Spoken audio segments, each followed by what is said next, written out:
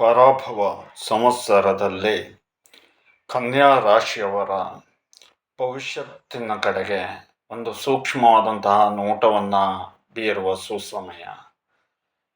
ಇವರು ಸ್ವಲ್ಪ ಜ್ಞಾನವನ್ನು ಜಾಸ್ತಿಯಾಗಿ ಪಡ್ಕೊಂಡಿರ್ತಾರೆ ಮತ್ತು ಅಷ್ಟೇ ಅಲ್ಲದೆ ಅವರ ಧ್ಯಾನ ಹಾಗೂ ದೈವಿಕವಾದಂತಹ ಅನುಗ್ರಹ ಶಕ್ತಿ ಹೇಳ್ತಕ್ಕಂಥದ್ದನ್ನು ಇನ್ನೂ ಒಂದು ಸ್ವಲ್ಪ ತೆಗೆದುಕೊಂಡ್ರೆ ಗುರುವಿನ ಒಂದು ಸಂಪೂರ್ಣವಾದಂತಹ ಅನುಗ್ರಹ ಹೇಳ್ತಕ್ಕಂಥದ್ದು ಅವರಿಗೆ ಇನ್ನೂ ಒಳ್ಳೆಯದಾದಂಥದ್ದನ್ನು ಮಾಡಿಕೊಡುವಲ್ಲಿ ಸಾಧ್ಯವಾಗತಕ್ಕಂಥದ್ದು. ಈ ಒಂದು ಸಮಯದಲ್ಲಿ ನವಂಬರಿನ ತನಕದಲ್ಲಿ ಈಗ ಯಾವ ರೀತಿಯಲ್ಲಿ ಸ್ವಲ್ಪವಾಗಿ ಚೇತರಿಕೆ ಕಂಡು ಬಂದರೂ ಕೂಡ ಅಲ್ಲಿ ಕುಸಿತ, ಹೀಗೆ ವ್ಯಾಪಾರ ಉದ್ಯೋಗ ಹಾಗೂ ಇನ್ನಿತರ ಕೆಲಸ ಕಾರ್ಯಗಳಲ್ಲಿ ಇರ್ತಕ್ಕಂಥದ್ದು. ಜೊತೆಗೆ ನವಂಬರಿನ ತನಕದಲ್ಲೂ ಕೂಡ ಕೆಲವೊಂದು ಇಂಜಿನಿಯರಿಗೆ ಕೆಲಸಗಾರ ಸಿಗದೆ ಕಟ್ಟಡದ ಕಾಮಗಾರಿ ಇತ್ಯಾದಿಗಳು ಕುಂಠಿತವನ್ನು ಉಂಟು ಮಾಡಿದರೆ, ಇನ್ನು ಕೆಲವು ವ್ಯಾಪಾರಸ್ಥರಿಗೂ ಕೂಡ ಸಮಸ್ಯೆದಾಯಕವಾಗಿ ಇರತಕ್ಕಂಥದ್ದು. ಜೊತೆಗೆ ರಾಜಕೀಯವಾಗಿರ್ಬೋದು, ಹಾಗೆ ಇನ್ನಿತರ ಕ್ಷೇತ್ರದಲ್ಲಿ ಇರತಕ್ಕಂಥವ್ರಿಗೆಲ್ಲ ಸ್ವಲ್ಪ ಮಟ್ಟಿದಾದಂತಹ ಕುಂಠಿತವಾಗಿ ಸಾಗ್ತಕ್ಕಂಥದ್ದು. ಅದೇ ರೀತಿಯಲ್ಲಿ ಕೃಷಿಕರಿಗೂ ಕೂಡ ಕುಂಠಿತವಾಗಿ ಸಾಗ್ತಕ್ಕಂಥದ್ದು. ಆದರೆ ಆರ್ಥಿಕವಾಗಿ ಸ್ವಲ್ಪ ಸಫಲರಾಗಿ ಇರ್ತಕ್ಕಂಥದ್ದನ್ನು ನಾವು ಕಾಣಬಹುದು. ಇವರಿಗೆ ಆರೋಗ್ಯ ಹೇಳ್ತಕ್ಕಂಥದ್ದು ಕೂಡ ಸ್ವಲ್ಪ ಮಟ್ಟಿಗೆ ಚೇತರಿಕೆಯನ್ನು ಕಂಡು ಬಂದರೂ ಕೂಡ ಅದು ಸಂಪೂರ್ಣವಾಗಿ ಕಾಣಲಿಕ್ಕೆ ಸಾಧ್ಯವಾಗದೆ ಇರತಕ್ಕಂಥದ್ದು. ಕರ್ಮದ ಫಲ ಹೇಳ್ತಕ್ಕಂಥದ್ದು ಸಂಪೂರ್ಣವಾಗಿ ಕಳ್ಕೊಳ್ಳದೇ ಇದ್ದಲ್ಲಿ ಇದೇ ರೀತಿಯಲ್ಲಿ ತೊಂದರೆ ಹೇಳ್ತಕ್ಕಂಥದ್ದು ಮುಂದುವರಿಯುವ ಸಾಧ್ಯತೆ ಇರತಕ್ಕಂಥದ್ದು. ಮತ್ತು ತಾಯಿಯ ಒಂದು ಆರೋಗ್ಯದ ಕಡೆಗೆ ಸ್ವಲ್ಪ ಗಮನವನ್ನು ಕೊಟ್ಟು ಕರ್ಮ ಫಲದಿಂದ ಉಂಟಾಗ್ತಕ್ಕಂತಹ ಬಾಧನೆಗಳನ್ನು ಸರಿಪಡಿಸಿಕೊಳ್ಳುವಂತಹ ನಿಟ್ಟಿನಲ್ಲಿ ನೀವು ಮುಂದಾದರೆ ಒಳ್ಳೆಯದು. ಜೊತೆಯಲ್ಲಿ ನವಂಬರ್ ತಿಂಗಳಿನ ನಂತರದಲ್ಲಿ ಮನೆಯಲ್ಲಿ ಸ್ವಲ್ಪ ಅಶಾಂತಿ ಹಾಗೂ ಕಿರಿಕಿರಿ ಹಾಗೂ ಪತಿ ಪತ್ನಿ ಕಲಹ ಇತ್ಯಾದಿಗಳು ನಡೆದು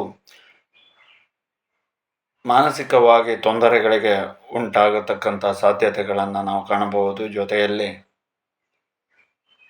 ಕೋರ್ಟು ಕಚೇರಿ ವ್ಯವಹಾರಗಳಲ್ಲಿ ಯಾರಾದರೂ ಇದ್ದವರಿಗೆ ಸ್ವಲ್ಪ ಹಿನ್ನಡೆ ಹೇಳ್ತಕ್ಕಂಥದ್ದು ಈ ಸಮಯದಲ್ಲಿ ಇರತಕ್ಕಂಥದ್ದು, ಅಥವಾ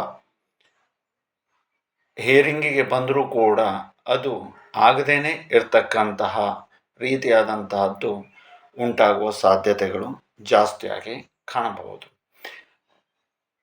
ಇನ್ನು ಮಕ್ಕಳ ವಿದ್ಯಾಭ್ಯಾಸದಲ್ಲಿ ಹಣ ಇತ್ಯಾದಿಗಳ ಸೋರಿಕೆ ಉಂಟಾಗತ್ತೆ ಹೊರತು ಅಭ್ಯಾಸದಲ್ಲಿ ಪ್ರಗತಿ ಹೇಳ್ತಕ್ಕಂಥದ್ದು ಅಷ್ಟೊಂದು ಚೆನ್ನಾಗಿ ಕಾಣ್ತಾ ಇಲ್ಲ. ಹಾಗಾಗಿ ಇವೆಲ್ಲವಕ್ಕೂ ಕೂಡ ಬೇಕಾಗತಕ್ಕಂತಹ ರೀತಿಯಲ್ಲಿ ದೈವಿಕವಾದಂತಹ ಅನುಗ್ರಹವನ್ನು ತೆಗೆದುಕೊಂಡ್ರೆ ಒಳ್ಳೆಯದು ಅಂತ ಹೇಳುವಂಥದ್ದನ್ನು ನಾವು ತಿಳಿಸಿರ್ತಕ್ಕಂಥದ್ದು. ಜೊತೆಯಲ್ಲಿ ಹಣಕಾಸು ಅನಂತರದಲ್ಲಿ ಇನ್ನಿತರ ಕೆಲಸ ಕಾರ್ಯಗಳು ಅಕ್ಟೋಬರ್ ನಂತರದಲ್ಲಿ ಸ್ವಲ್ಪ ಪ್ರಗತಿಯನ್ನು ಕಾಣುತ್ತೆ.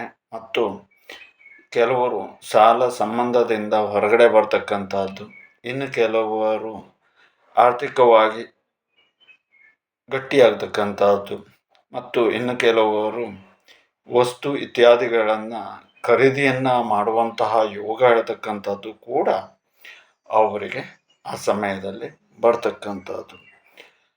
ಎಲ್ಲಕ್ಕಿಂತನೂ ಮನಃಶಾಂತಿ ಹೇಳ್ತಕ್ಕಂಥದ್ದು ಬೇಕು. ಆ ಒಂದು ಮನಃಶಾಂತಿ ಹೇಳ್ತಕ್ಕಂಥದ್ದು ಮನೆಯಲ್ಲಿ ಕಿರಿಕಿರಿ ಇತ್ಯಾದಿಗಳಾದವಾಗ ಬೇಡ ಅಂತಂದ್ರೂ ಹಾಳಾಗ್ತದೆ. ಅದಕ್ಕೆ ಒಂದು ಒಳ್ಳೆಯದಾದಂತಹದ್ದು ಅಂತ ಹೇಳಿದರೆ ಪರಮಾತ್ಮನ ಧ್ಯಾನವನ್ನು ಮಾಡಿಕೊಂಡು ಅದರಲ್ಲಿ ನೆಮ್ಮದಿ ಸಿಗ್ತಕ್ಕಂಥದ್ದು. ಆ ನೆಮ್ಮದಿಯನ್ನು ಪಡ್ಕೊಳ್ಳುವಂತಹ ನಿಟ್ಟಿನಲ್ಲಿ ಪ್ರಯತ್ನವನ್ನು ಈ ರಾಶಿಯವರು ಪಟ್ಟರೆ ಅವರಿಗೆ ಆರೋಗ್ಯದಲ್ಲೂ ಉತ್ತಮವಾಗುತ್ತೆ. ಜೊತೆಯಲ್ಲಿ ಮಾನಸಿಕವಾದಂತಹ ಒತ್ತಡಗಳಿಂದ ಕಡಿಮೆ ಸರಿಯಾಗ್ತಾರೆ. ಜೊತೆಗೆ ಆರೋಗ್ಯಕ್ಕೂ ಕೂಡ ಒಳ್ಳೆಯದು. ಮತ್ತು ಅಷ್ಟೇ ಅಲ್ಲದೆ ಒತ್ತಡದಲ್ಲಿ ಸಿಲುಕಿ ಮಾನಸಿಕವಾಗಿ ಹದಗೆಟ್ಟರೆ ಆಯುಷ್ಯವೂ ಕುಂಠಿತವಾಗುತ್ತೆ.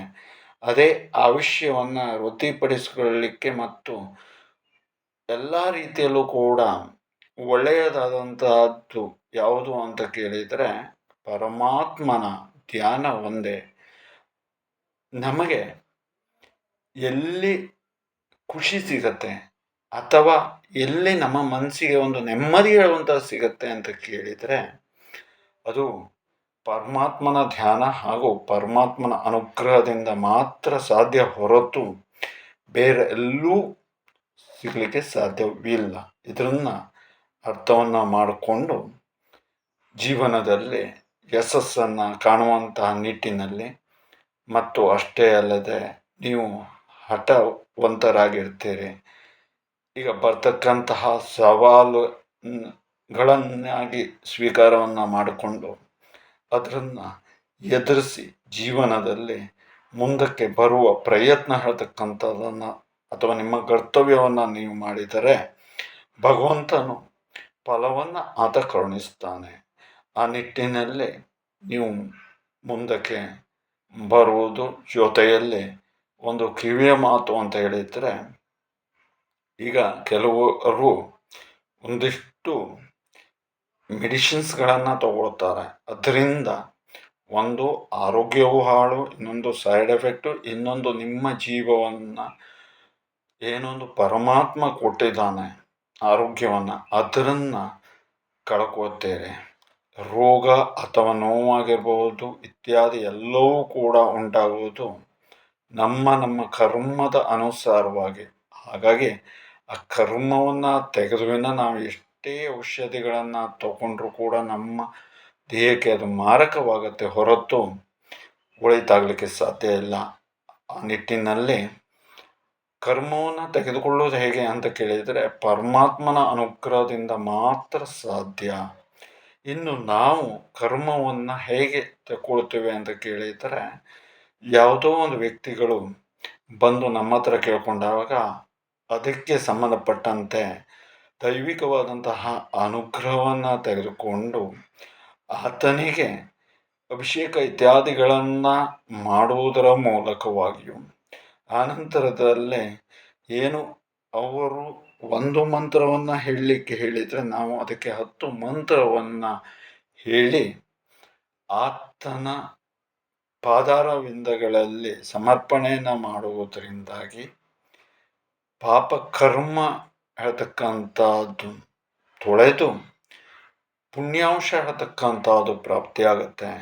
ಆ ಪುಣ್ಯಾಂಶ ಪ್ರಾಪ್ತಿಯನ್ನು ಪಡ್ಕೊಳ್ಳುವುದು ಎಷ್ಟೋ ಹಣ ಇದ್ದರೆ ಅಥವಾ ನಮ್ಮ ಹತ್ರ ಆಸ್ತಿ ಇದೆ ಅಂತಸ್ತಿದೆ ಅಂತ ಸಾಧ್ಯವಿಲ್ಲ.